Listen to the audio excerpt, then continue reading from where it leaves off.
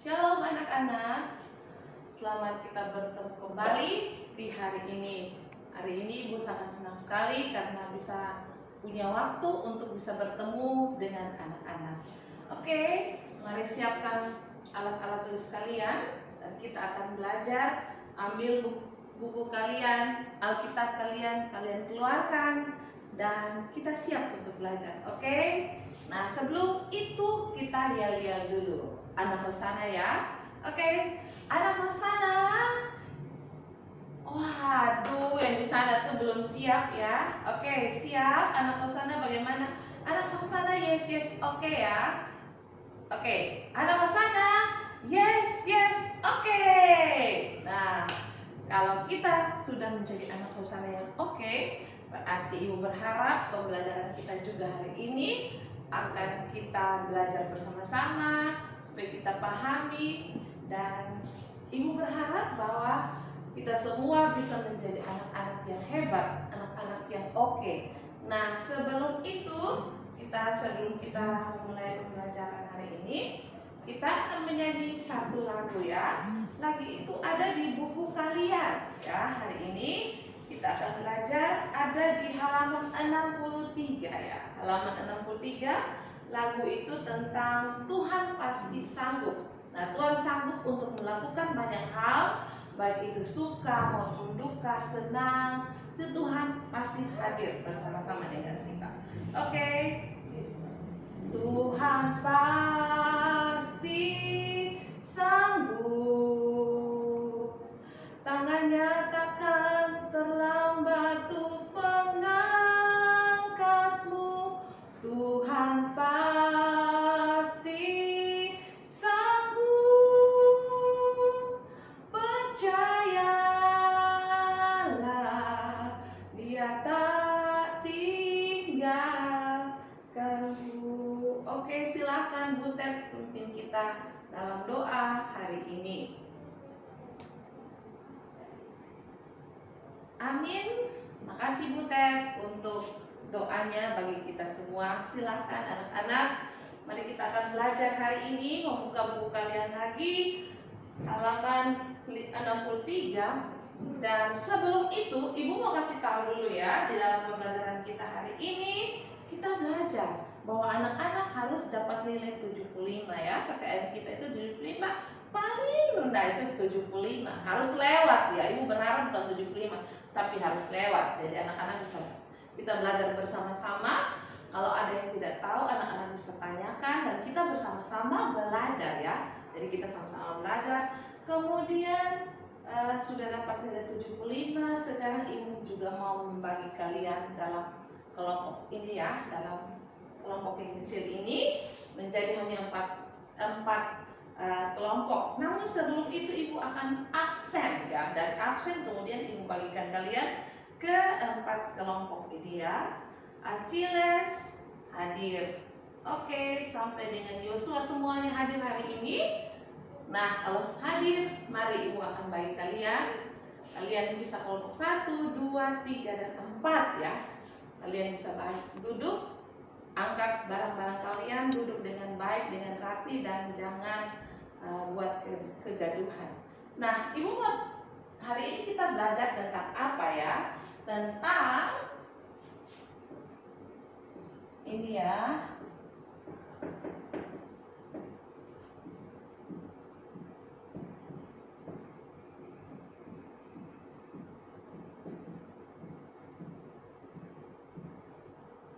Di dalam Filipi 1 ayat 21 sampai dengan 22. Oke, bersama-sama Ibu harap mari kita baca bersama-sama. Hari ini kita belajar tentang apa? Kematian adalah keuntungan. Namun sebelum itu, Ibu akan menunjukkan satu video dan mari kita simak bersama-sama apa yang akan kita lihat dalam video berikut ini ya.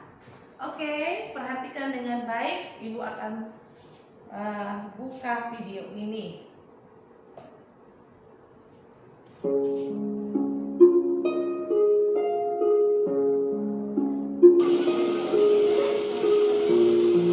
Harus di bawah dia. Ada pegangan gitu.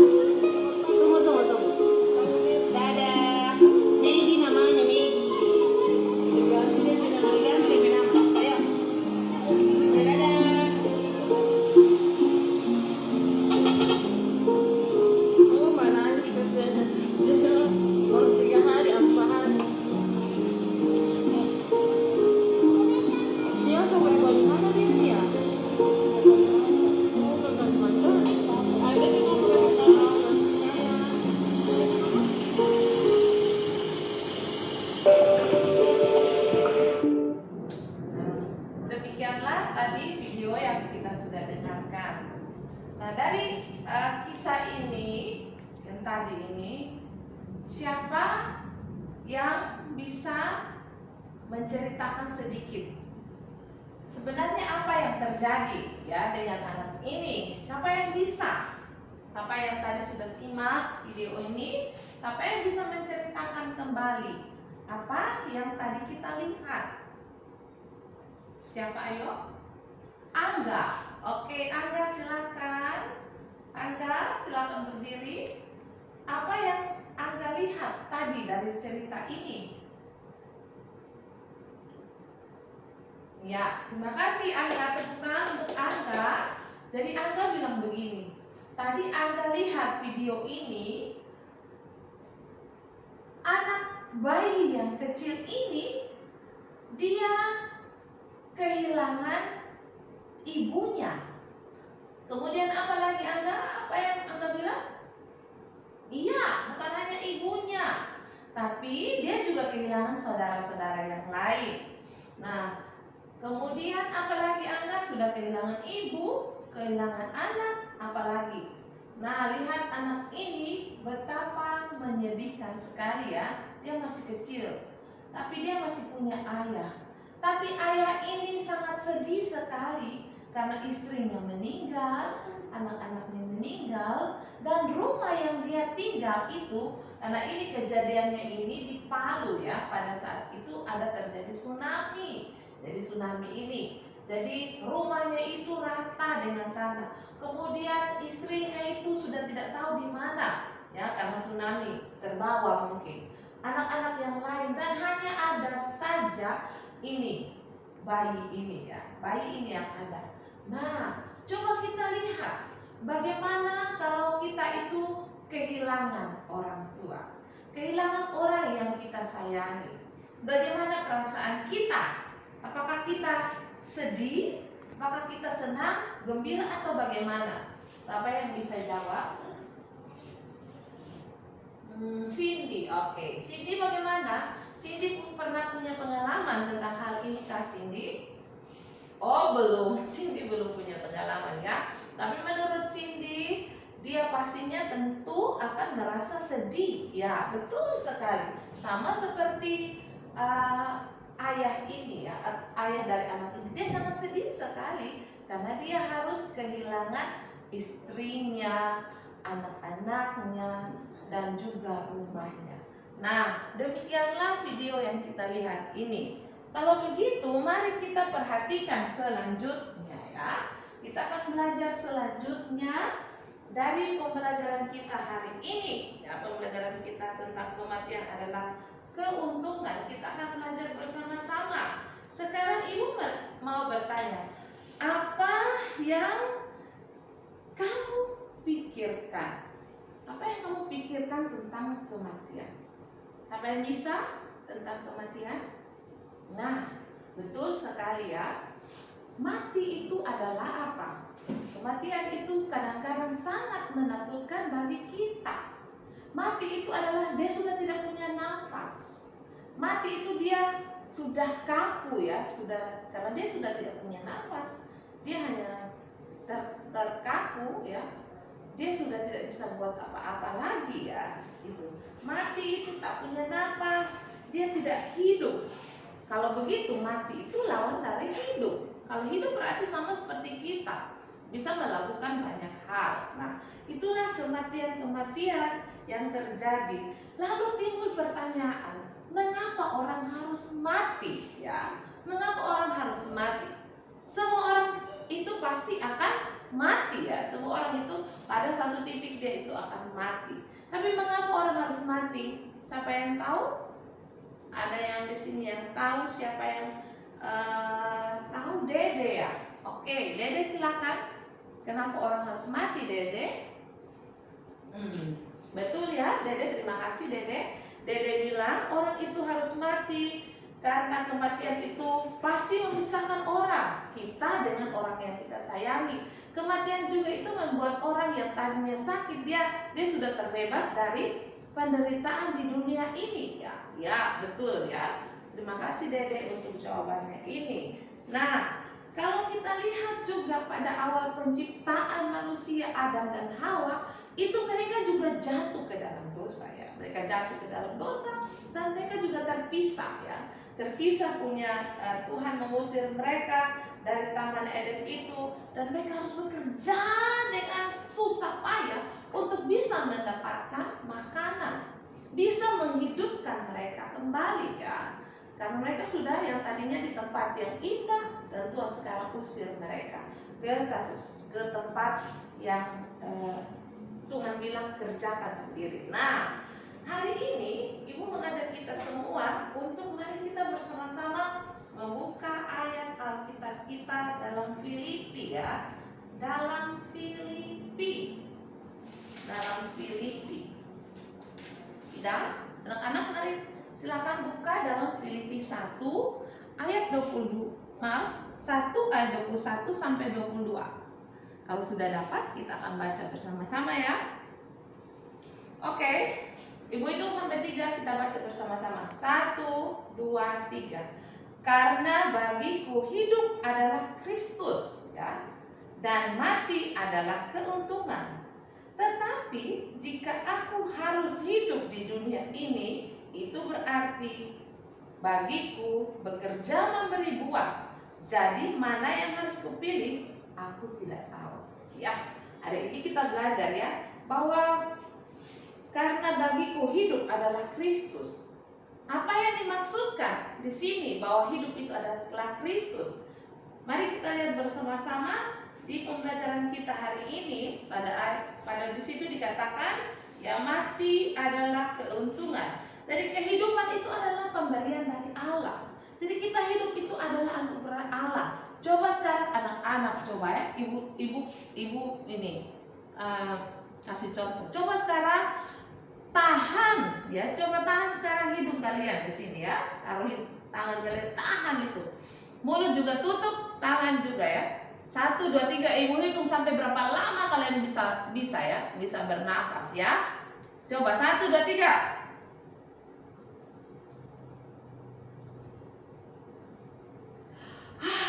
Ternyata susah ya. Nah, itu kalian lihat. Yang tadi itu, kalau ketika kita kasih tutup, kita punya hidung, kita tidak bernapas, lama-lama orang juga bisa mati. Tapi sekarang coba kalian hirup udara dengan baik. Itu hirup udara ini gratis ya, tidak ada yang bayar. Tuhan tidak bilang, hei Angga bayar ini, saya sudah kasih udara setiap hari, bayar coba. Tapi beda loh kalau di rumah sakit itu pas kita bayar ya.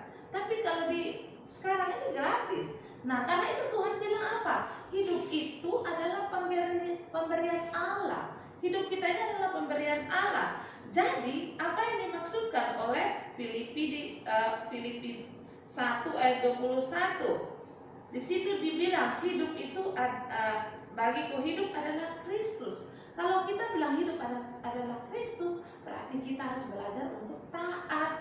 Kita belajar seperti Tuhan Yesus.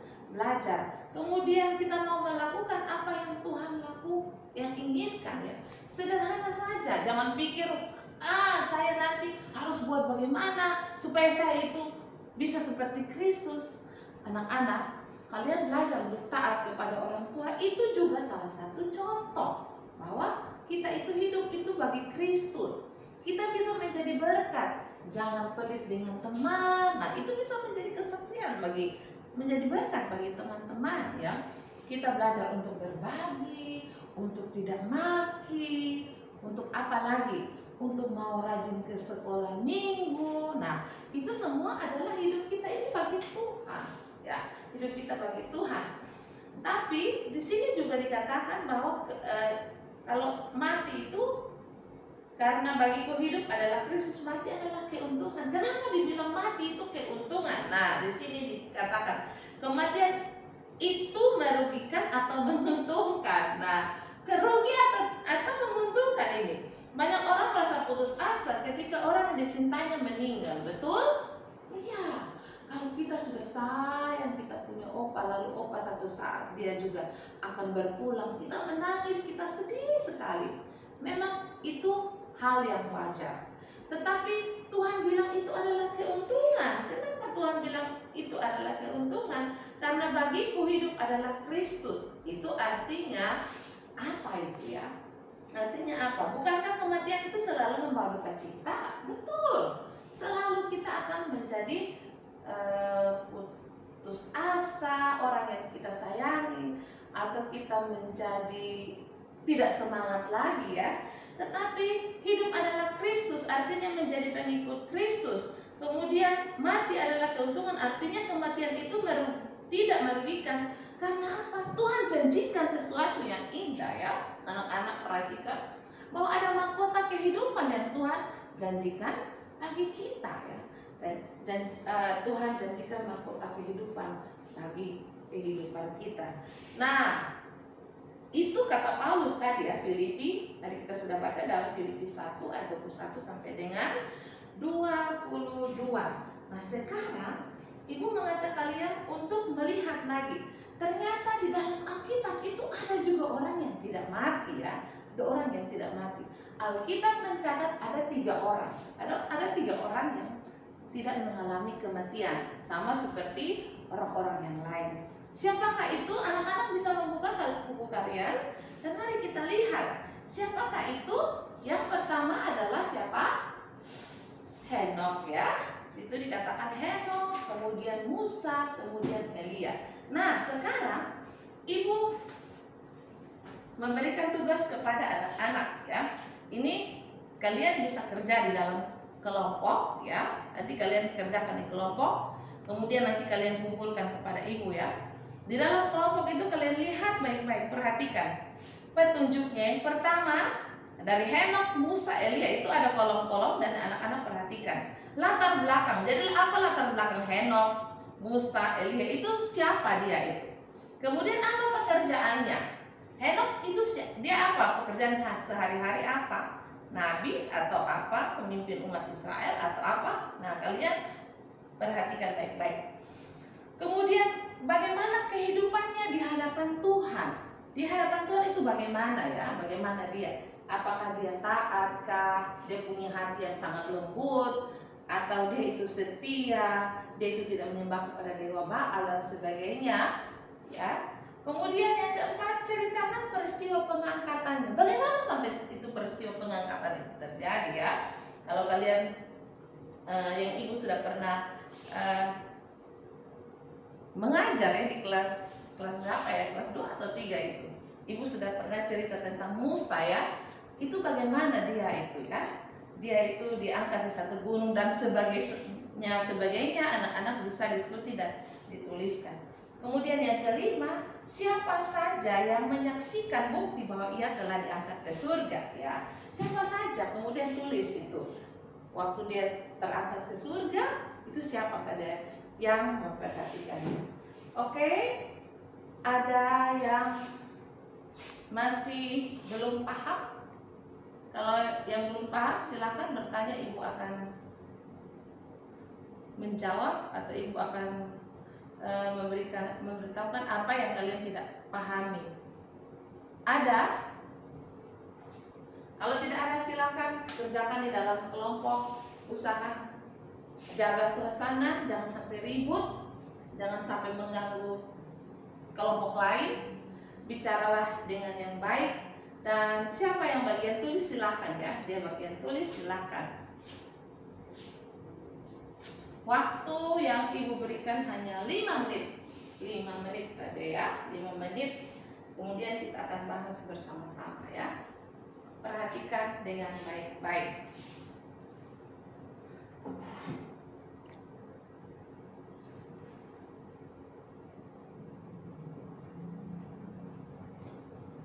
Sudah? Apa ada masalah di dalam pembelajaran anak-anak?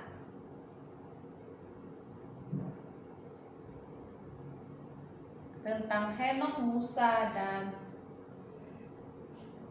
yang terangkat ke surga, mereka yang tidak mengalami kematian itu ada?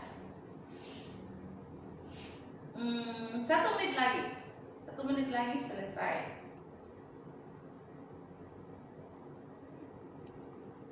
Oke, waktu kita telah selesai. Nanti kalau yang belum, kita akan bersama-sama ya. Kita akan bahas bersama-sama dan lengkapi dengan baik. Oke, yang pertama, latar belakang daripada Henokh. Kelompok kelompok 1. Latar belakang itu bilang apa? Dia bergaul dengan Tuhan, betul. Kemudian apa lagi? Kerjaannya adalah seorang nabi, betul. Terima kasih. Kemudian kehidupan di hadapan Tuhan bagaimana? Oke, terima kasih. Dia adalah seorang yang taat. Kemudian yang keempat, ceritakan peristiwa pengangkatannya, bagaimana sampai terjadi hal itu. Oke, terima kasih. Dia adalah orang yang taat kepada Tuhan dan dia diangkat dengan apa? Bagaimana? Ulangi supaya teman-teman dengar. Henokh orang yang bergaul dengan Tuhan diangkat ke surga tanpa kematian. Betul. Lalu yang menyaksikannya itu mereka suruh kita membaca dalam Kejadian 5 ayat 24 ya. Oke, nanti kita lihat itu kejadiannya itu ya, Henokh itu. Kemudian siapa lagi yang bisa tentang Musa? Tentang Musa kelompok 3 silahkan. Latar belakang Musa. Ya betul. Musa dipelihara oleh putri Firaun, jadi dia diangkat oleh putri Firaun. Kemudian apa pekerjaan Musa? Musa adalah seorang pemimpin umat Israel, betul. Kemudian kehidupan di hadapan Tuhan, dia memiliki hati yang sangat lembut ya, dia punya hati, betul sekali. Kemudian peristiwa pengangkatannya bagaimana? Musa diangkat di atas gunung. Kemudian yang menyaksikannya adalah orang-orang di sekitarnya ya, orang-orang banyak. Mereka suruh kita baca dalam Ulangan 34. Oke, nanti sebentar Ibu akan lihat baik-baik. Kemudian sekarang yang terakhir adalah Elia. Kelompok mana yang mau menanggapinya atau mau memberitahukan kepada kita? Kelompok 4 ya. Kelompok 4 silakan, tentang Elia. Yang lain kita dengarkan ya, silakan. Kelompok Elia itu adalah latar belakangnya adalah apa? Dia nabi di kerajaan Israel, betul ya. Pada pemerintahan Raja Ahab. Jadi pemerintahan Raja Ahab, betul. Terima kasih. Kemudian apa pekerjaannya? Kelompok 4 pekerjaannya adalah seorang nabi, betul sekali. Kemudian kehidupan di hadapan Tuhan, bagaimana dengan kehidupannya? Kehidupannya dia itu setia dan dia tidak menyembah kepada Baal ya. Jadi itulah dia. Dan anak-anak kalau belajar tentang Ahab itu, dia itu yang melawan dengan banyak-banyak dewa Baal itu ya. Dan dia mempersembahkan korban. Nah itulah latar belakang atau cerita tentang kehidupan dari Elia. Kemudian yang keempat, kelompok 4 silakan ceritakan peristiwa pengangkatannya. Peristiwanya pada saat apa itu? Ya betul. Jadi dia diangkat itu dengan kereta berapi, dengan kuda berapi, lalu dia diangkat dalam angin badai. Ya betul sekali ya, kelompok 4. Kemudian apalagi? Yang kelima, yang menyaksikannya itu siapa yang menyaksikannya? Yang menyaksikannya itu adalah Elisa. Betul sekali ya. Kalau begitu kita kasih tepuk tangan dulu untuk semua yang sudah berpartisipasi hari ini di dalam pembelajaran untuk orang-orang yang tidak mati ya. Di dalam Alkitab itu mencatat ada 3 orang yang tidak mati. Nah, kalau begitu, apa yang menjadi kesimpulan dari hal ini? Bahwa kehidupan orang yang diangkat Tuhan ke surga adalah saleh dan mereka itu hidup bergaul dengan Tuhan. Mereka bergaul dengan Tuhan dan Tuhan juga punya rencana mengangkat mereka hidup-hidup. Jadi mereka itu tidak mengalami kematian. Nah, kalau begitu mari kita lihat lagi. Ternyata di dalam kesedihan, di dalam kematian itu orang tidak ada yang menginginkan tentang kematian ya. Kita selalu ingin bahwa misalnya saya mau bersama-sama dengan keluarga saya, dengan teman-teman, dengan orang-orang yang saya sayangi. Bisa kalau begitu biar saja lama atau selamanya. Tapi apakah hal itu bisa terjadi atau tidak? Ya, tentu tidak ya. Kita sudah belajar bahwa pada akhirnya akhir dari segala sesuatu itu adalah kematian ya. Adalah kematian. Dan orang Kristen tidak perlu takut terhadap kematian. Ya, orang Kristen tidak perlu takut. Karena itu kita harus terus berjaga-jaga dalam hidup kita. Kapan Tuhan akan memanggil saya? Tapi kalau Tuhan panggil saya siap kok belum? Nah, itu harus jadi pertanyaan kita ya.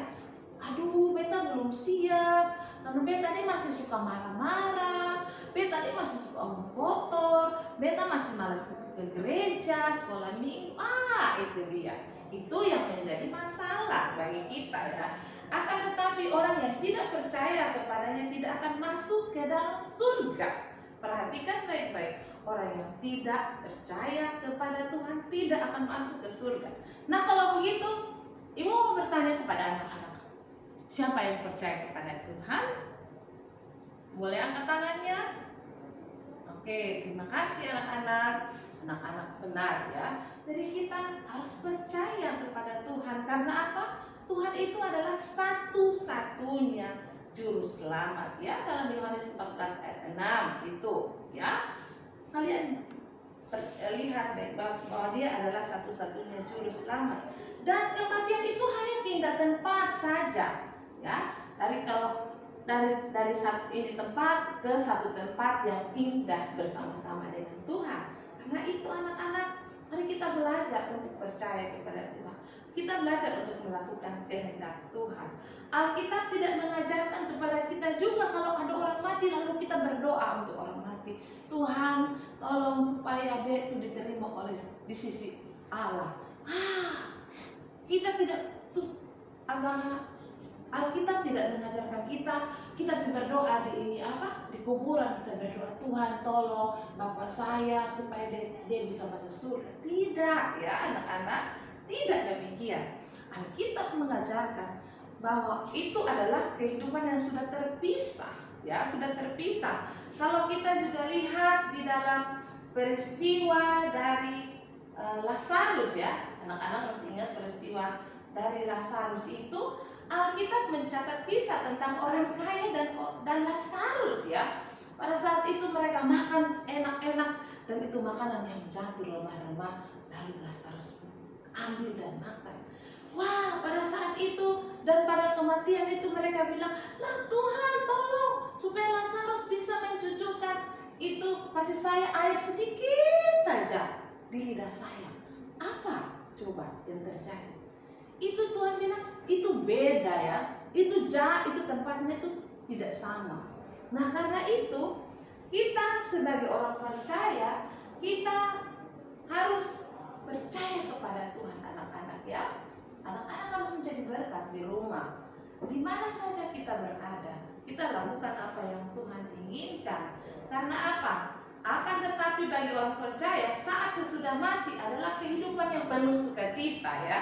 Dia penuh dengan sukacita, kehidupannya sukacita. Asalkan kita percaya ya, penuh dengan sukacita sebab dia mengalami kehidupan yang kekal, kebahagiaan bersama Kristus di surga. Itu dia kebahagiaan bersama Kristus di surga. Dan di sana itu tidak ada orang yang menangis, tidak ada orang yang kelaparan, orang yang bertengkar, orang berkelahi, tidak ada. Tetapi apa yang terjadi? Di sana itu yang ada hanya puji-pujian bagi Allah dan kebahagiaan. Dan inilah yang menjadi sukacita dari kematian. Ya, jadi itulah yang menjadi sukacita bagi kita. Nah, karena itu Tuhan Yesus itu dia juga mati. Dia mati bagi ibu, bagi anak-anak, bagi opa, oma, mama, papa, semua isi dunia ini. Supaya apa? Dia datang mencari kita semua orang yang berdosa, supaya kita itu bisa diselamatkan. Nah, tugas yang ibu berikan hari ini adalah kalian membuat satu cerita ya. Coba kalian membuat satu cerita. Buatlah satu cerita di mana kalian mungkin yang kalian pernah mengalami rasa sedih ya. Rasa sedih kalian boleh tulis. Kalau yang tidak punya pengalaman kehilangan orang yang dikasih, kalian juga bisa menceritakan sesuatu yang indah ya, yang sukacita. Oke, Ibu kasih waktu kalian hanya 5 menit. Kalian tolong kerjakan kerja mandiri ya. Kalian sama seperti Ibu sudah bilang minggu lalu, tolong bawa alatnya, ada ini gunting dan sebagainya. Terserah kalian, kreatifnya kalian bagaimana kalian sudah bisa lakukan. Oke, silakan. Nah, terima kasih. Ini siapa punya sudah ya? Giselle. Kemudian ini anak ganteng Devlin. Kemudian ini ada siapa lagi ya? Ada Donata. Nah, ini dia, cantik-cantik kan? Ini lihat, perhatikan baik-baik. Mereka sudah, ini biar laki-laki tapi dia bisa menghias begini ya. Terima kasih Devlin. Kemudian ini Giselle juga ya, ini bagus ya, dia punya ceritanya. Nanti ibu akan tempel di sana, nanti ibu memberikan nilai tempel dan kalian bisa membacanya ya, karena ini panjang-panjang ya. Nah, ini dia. Oke, terima kasih anak-anak yang sudah mengerjakan hari ini. Kalian sudah bersama-sama dengan ibu, dan ibu akan memberikan tugas kepada kalian, yaitu pada halaman 69 dan 70 itu kalian akan mewawancara ya, wawancara orang-orang terdekat kalian. Lakukan wawancara terhadap orang lain yang ada di sekitarmu sehubungan dengan peristiwa-peristiwa, mungkin kematian, kehilangan orang, dengan siapa saja yang kalian bisa temui. Kemudian kalian wawancara, tulis data dari orang itu, siapa namanya, apa pekerjaannya, alamatnya di mana. Terus kalian memberikan pertanyaan-pertanyaan seperti yang ada tertera di sini ya. Kalau kalian sudah selesai wawancara, tulislah dengan yang rapi ya, ditulis dengan rapi, siapkan dengan baik, dan setelah itu bisa kalian kumpulkan tugas itu pada minggu mendatang ya, minggu depan. Oke, pembelajaran kita hari ini cukup sampai di sini saja. Jadi apa yang kita belajar, bahwa kita hidup itu untuk Kristus, berarti kita menjadi pengikut Kristus, supaya Tuhan juga satu saat menyediakan mahkota yang indah bagi kita. Nah, sebagai akhir dari pembelajaran kita hari ini, sekali lagi kita menyanyi lagu itu, Tuhan Pasti Sanggup. Dan doa penutup itu siapa ya? Siapa? Einla Apen ya, Einla Apen. Bisa silakan berdoa untuk kita. Oke, mari kita berdoa. Kita menyanyi dulu dan kita berdoa menutup pembelajaran kita.